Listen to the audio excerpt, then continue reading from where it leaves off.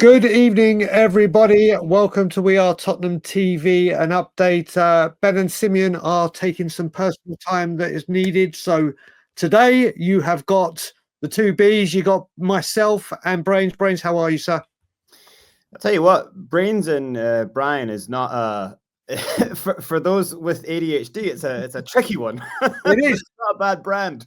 Is it, mate? We'll talk about that. There are lots and lots to talk about, and the first thing we are going to need to talk about is one Matias Tel. Now, there had been loads of rumours. There have been loads of rumours today, all heating up. We're going to do this the proper Tottenham way. It started with Romano tweeting saying, Daniel Levy has arrived in Munich today in order to accelerate talks for Matias Tel. Agreement already done with Bayern Munich. Face-to-face talks now with Tel and his agent. Spurs trying to push as they are aware of competition for Premier League clubs. Philip Kessler, a Bayern journalist, said Tottenham offer for Matias Tel is a 6-month loan deal until the end of the season with an obligation to buy this summer. Spurs are willing to spend around 60 million. Tel, meanwhile, remains undecided. Plettenberg had something to say. Florian Plettenberg. Man United and Bayern feel that Matias Tel is currently leaning towards a loan move, which is why he hasn't committed to Tottenham yet, who are pushing for a decision as Tel is their desired target.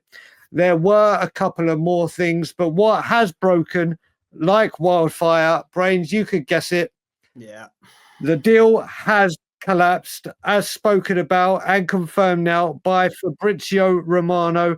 I am just trying to find the correct Fabrizio Romano link, but Fabrizio Romano has come out. Let me go onto my personal Twitter and get the link, because Fabrizio Romano has come out.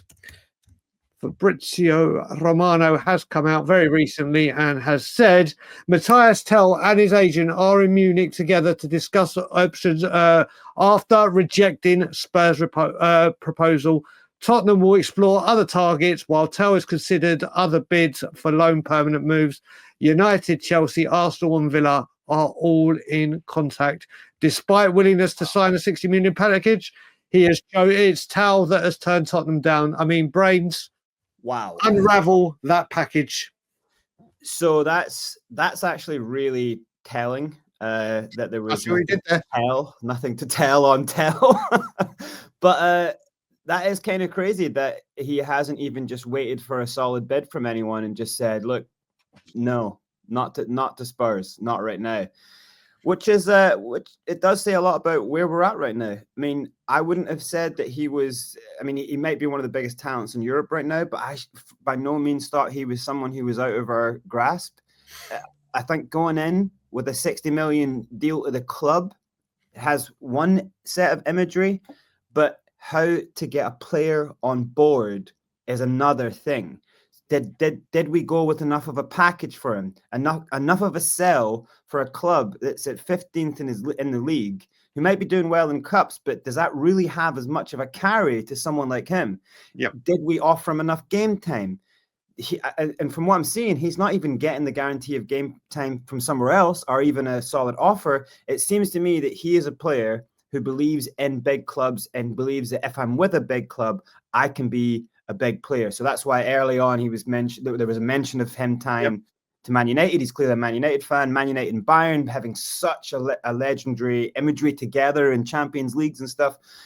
So I've got to be honest. I am a little broken hearted by this because I genuinely thought, we put in a good offer, but we've let the player side fall again. Well, when you look at this, Brad, obviously we all know that this was going to be used with some of the Kane money wiped out for what they owed us. You would have thought Kane and Eric Dyer may have had good things to say about Spurs, obviously, but or bad. Or either way, I mean, the club itself, I think they would have spoken highly, but this is just an indictment of exactly where we are as a club right now, isn't it? That we're going to these clubs. Good old COYS Daniel has rushed out there to get the deal done, and obviously the player has had no interest, and that looked like that's number two now, like Mwani, isn't it? Yeah, it's a big tell about where we are in the state of play. It's like we, I was kind of looking at Josh King right now. He's got his "I told you so" face firmly on. He'll be so happy in his misery to hear this. It's just that early on he was just saying, no way we get players across the line like this. No way that we're going to get players who most people consider some of the biggest talents out there.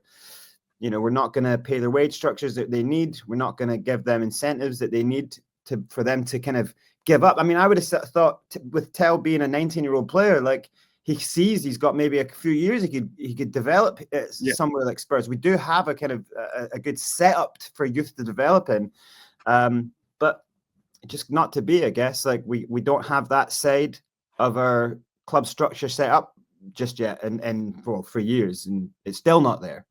Yep. I mean, we look at it very quickly. The last thing we'll talk about on this one, quickly, Brains. Obviously, it did look like with Mawani and now Tel as forward options.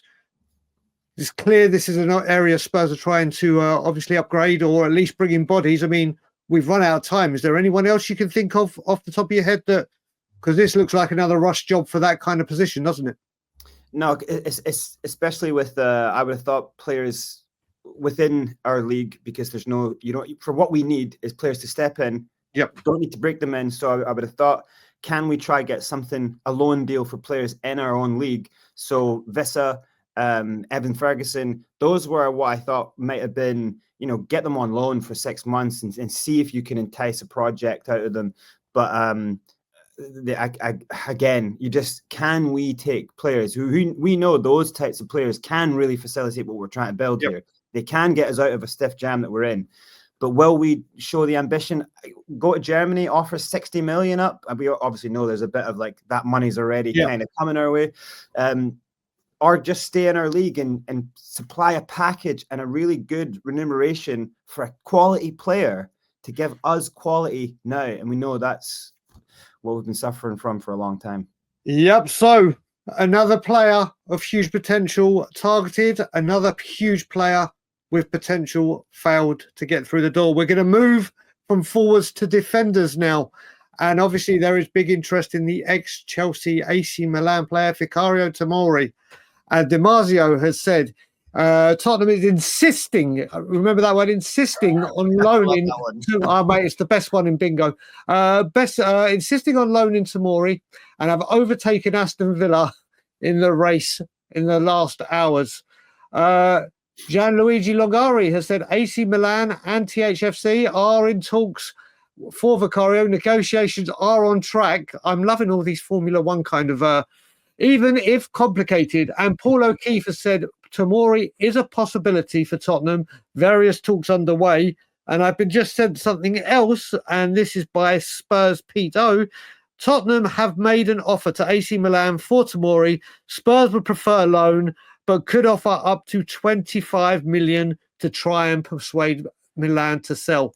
What's your thoughts on Tomori and all these links that are now taking off? I don't understand why we would.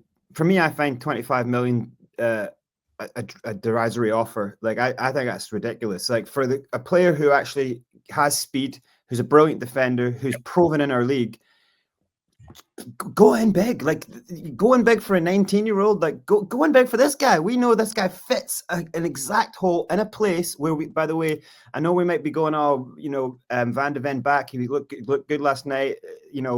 Seem to have things kind of repairing themselves and that. These are players with recurrent injuries. I would have thought Tomori would be a perfect fit for Van de Ven as a player who could also then play to the side of him, depending on who's out. We now know that we have an injury to one of the backups. I think the defense, because we've seen, the kids, we are kind of seeing a little bit of something of a rejuvenation in the forward areas.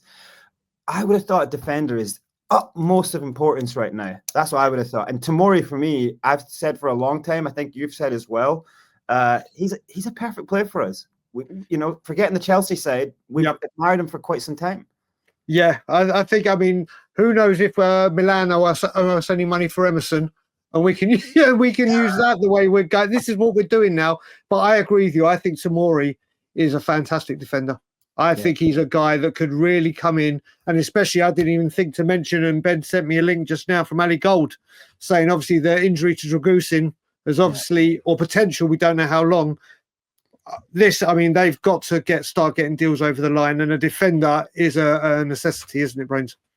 It's this classic thing of like the attention constantly put in the wrong players, in the wrong areas, where, we have injuries up front. So we then force all of our attention there because we think we have players coming back. But then a player goes out and we force our attention back. It's just like, why can't you split the recruiting team into divisions and go, you look for the defenders, you look for the midfielders, like compartmentalize, like what is going on? Is it just one guy with his, running around with his BlackBerry from the 90s, like what's going on? We're so behind the times. It is. I mean, the plot thickens. There was another link to a defender. I'm just trying to find it. Ben had sent it to me. Disasi. Let's have a look where it's gone. Let's have a look. I can't find the link, but there was. I'm not too aware of this guy Disasi. Are you aware of him, Brains? Is it Disasi or is it? Yeah. Let me try and find it. He did send it to me. I'm just trying to find it. But whilst we'll come back to that one. Disasi, is that that's the one I think? Yes, correct. Yeah, approaching for a loan. Do you know anything about him? I'm not too familiar with the player himself, but it's another defender, isn't it? It's a Chelsea player. It's a player who Chelsea. He's not turned up any roots there. I don't see it. I've never really seen him play really that well. Like, it's. It doesn't really do anything for me, to be fair.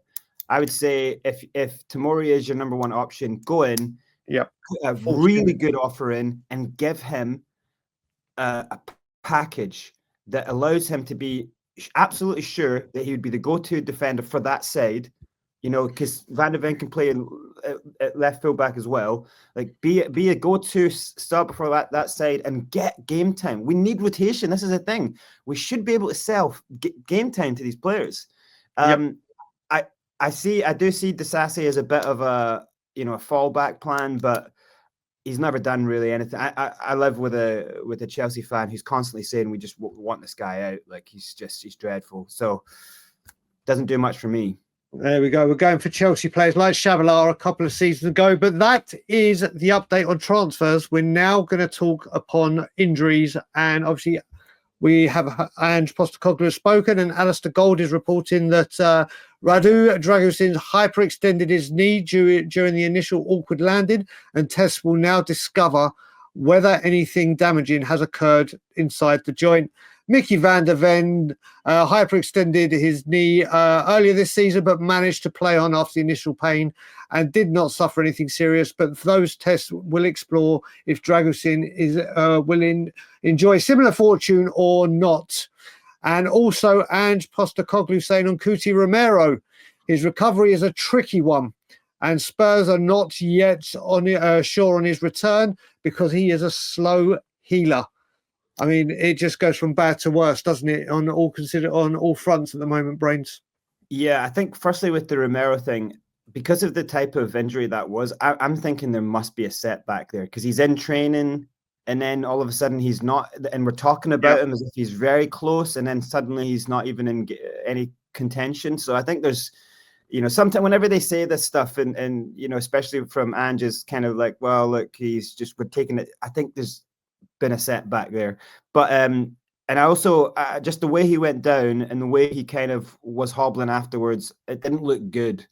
Sometimes you can super extend your knee and it's just a little shock thing.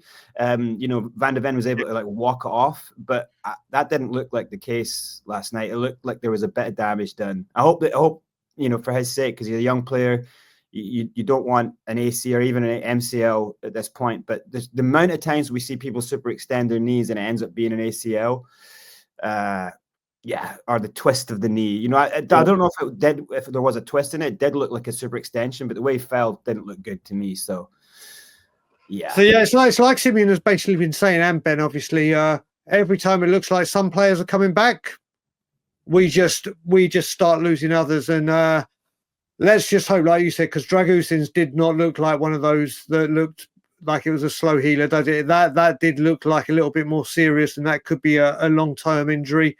Yeah. But we hope not, and let's just hope transfers come, fitness returns, and this nightmare can end. Because I can't remember the last bit of good news. Can you? Apart from the 3 players scoring yesterday, the youngsters.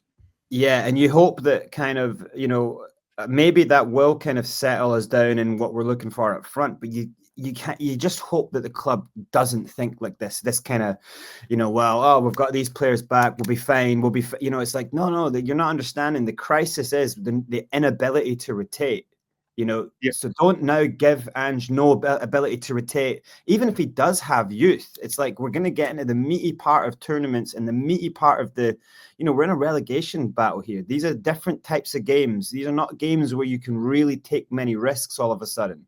You know, so I would have thought, give him players now. If you're sticking by him, if that's the decision, give him rotation players, or bring in players who you think could be the guy to be hold down a position next season. Do it now, so we can build now. You know. Correct. Well, Brains, we'll leave it there. Thank you, everyone, for tuning in. Brains, thanks for joining me on the We Are Tottenham TV update. Have a great weekend, everyone. Like, comment, share, subscribe, and as always, come on, you Spurs.